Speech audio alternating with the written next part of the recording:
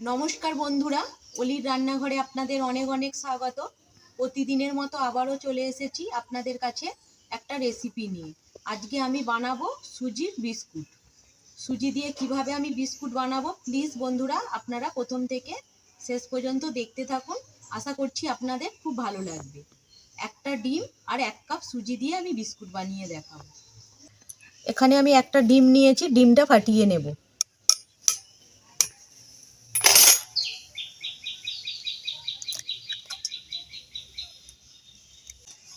ডিমটা ভালোভাবে ফাটিয়ে নেব।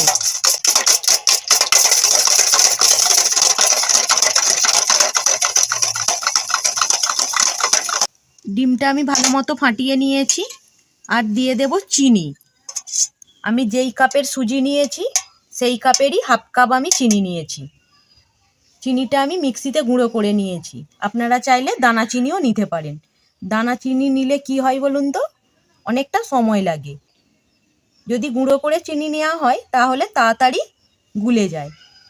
সেই কারণে আমি গুঁড়ো চিনি নিয়েছি। আপনারা চাইলে দানা চিনিও নিতে পারেন। আবারও আমি বলে দিচ্ছি, আমি হাফ কাপ চিনি নিয়েছি। চিনি আর ডিমটা আমি ভালোভাবে মিশিয়ে নেব।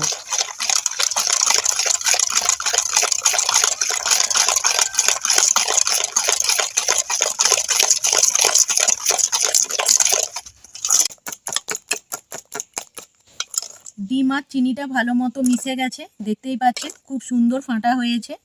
এবার আমি দিয়ে দেব সুজি। এই যে এই কাপের আমি 1 কাপ সুজি নিয়েছি, সুজিটা দিয়ে দেব।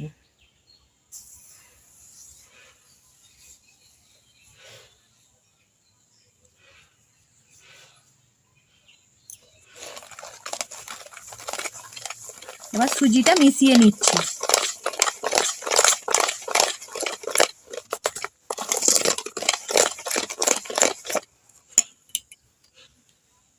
এবার দিয়ে দেব আমি সামান্য নুন, সামান্য, খুব বেশি না।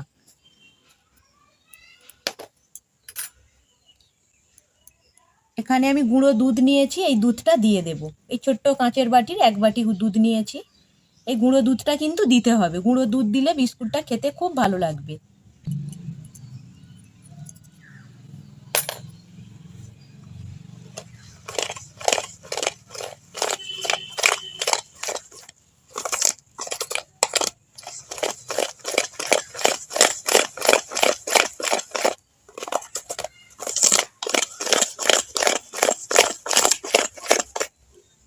খুব ভালো করে মিশিয়ে নেব। আমি এখানে হাফ কাপ চিনি দিয়েছি। আপনারা চাইলে মিষ্টির পরিমাণটা কমিয়েও দিতে পারেন বা বাড়িয়েও দিতে পারেন।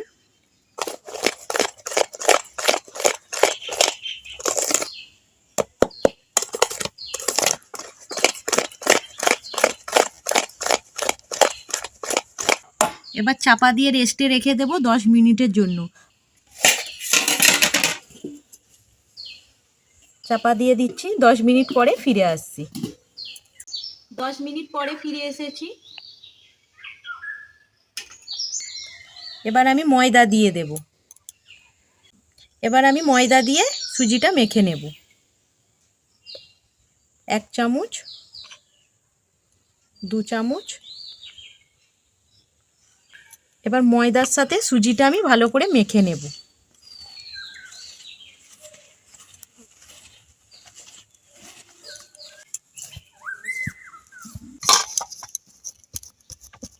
সুজি আর ময়দাটা আমি ভালো মতো মেখে নিয়েছি।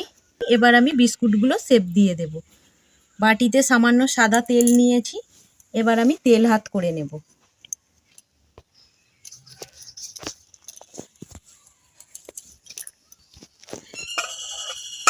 এবার আমি বিস্কুটগুলো বানিয়ে নেব। একটু ডো কেটে নিয়েছি। এবার হাতের তালুতে গোল করে নেব।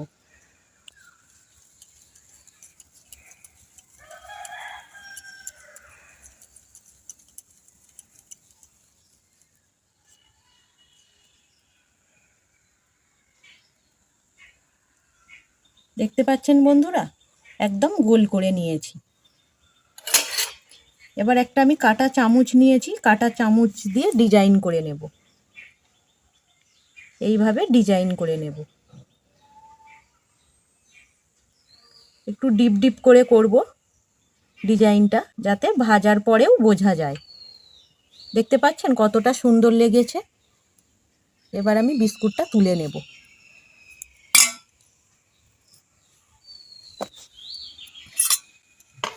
একটা বানানো হয়ে গেল, আবারও সামান্য ডো কেটে নেব।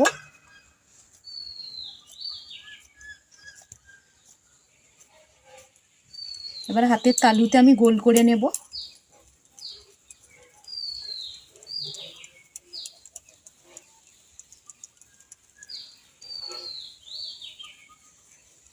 এবার এইভাবে চাপ দিতে হবে।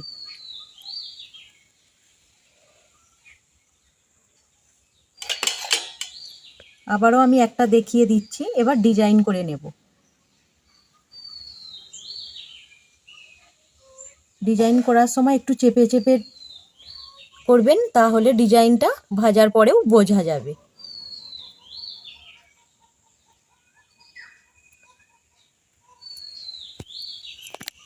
এবার চামচের সাহায্যে নিচেটা এইভাবে, এই যে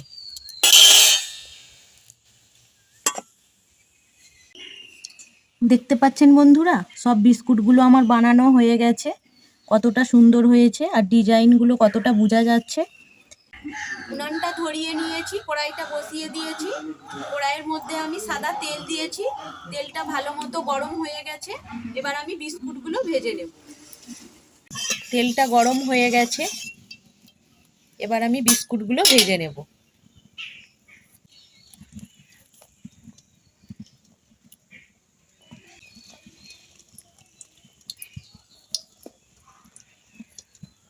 ছটা কড়াইয়ের মধ্যে দিয়েছি, আর ছটা আমি পরের বারে ভেজে নেব। উনানের আঁচটা কমানো আছে, খুব জোরে জাল দিলে হবে না, তাহলে বিস্কুটগুলো পুড়ে যাবে আর ভেতরটা ভালো মতো হবে না।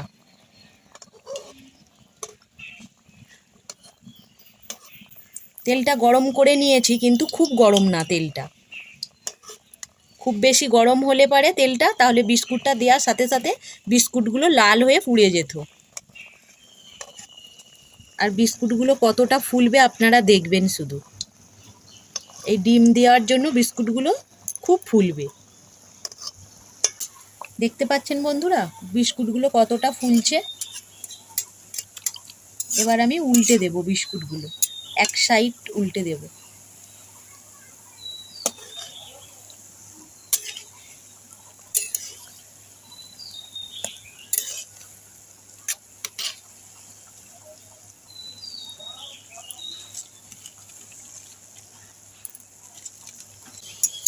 দেখতে পাচ্ছেন বন্ধুরা বিস্কুটটা কতটা ভালো হয়েছে, রংটাও খুব সুন্দর হয়েছে। উল্টে পাল্টে লাল লাল করে ভেজে নেব।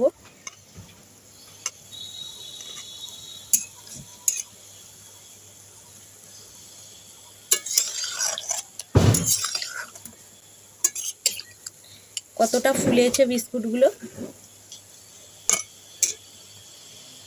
আর একটু আমি লাল করে নেব।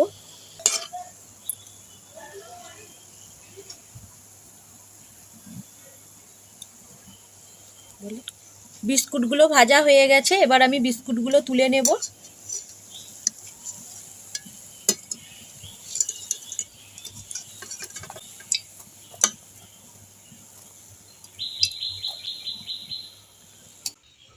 বিস্কুটগুলো এখনো গরম আছে, ঠান্ডা হলে আরও খাস্তা হয়ে যাবে।